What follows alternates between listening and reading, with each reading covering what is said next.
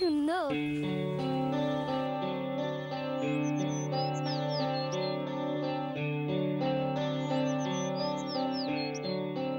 আচ্ছা, তার মানে তুই রোজ এখান থেকে ফুল চুরি করে নিয়ে যাস, তাই না?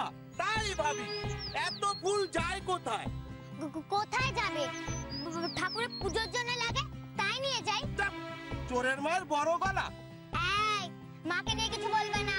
না, বলবো না, আর কিচ্ছু বলবো না। এবার যা করার কাজে করব। দেখ, দেখাচ্ছি মজা। রামরাতার শিবপ্রসাদ ধর।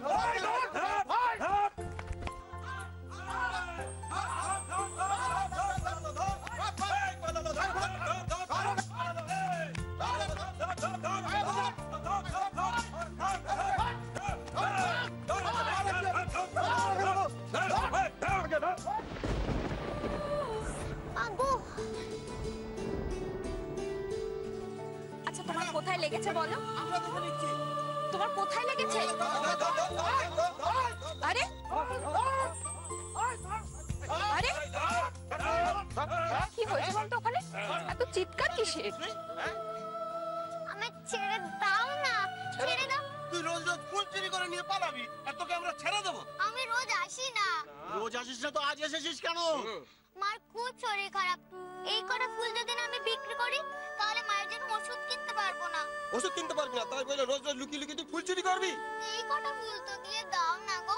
না না না না, তোরা ফুল চুরি দিতে হবে না। তুই বলতে পারতিস। দাঁড়াও, দাঁড়াও, আমি ওর সাথে কথা বলছি।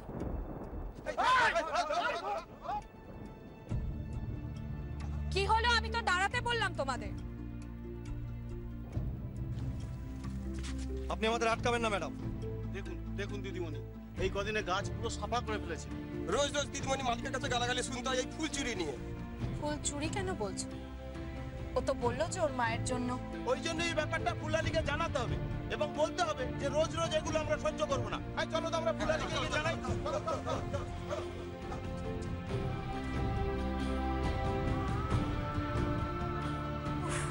সামান্য কটা ফুলের জন্য এরা পারেও বটে। সত্যি, চল আমরা ফুলগুলো তুলে নিই।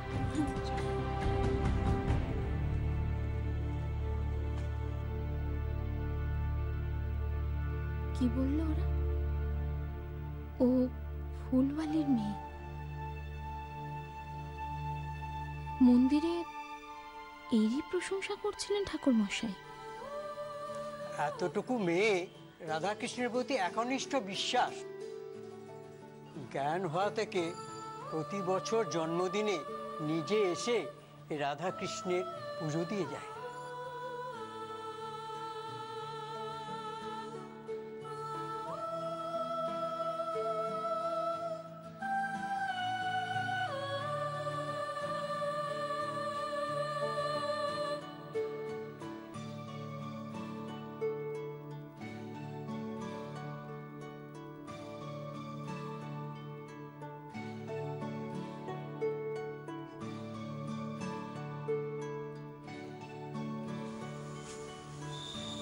অপরাজিতা,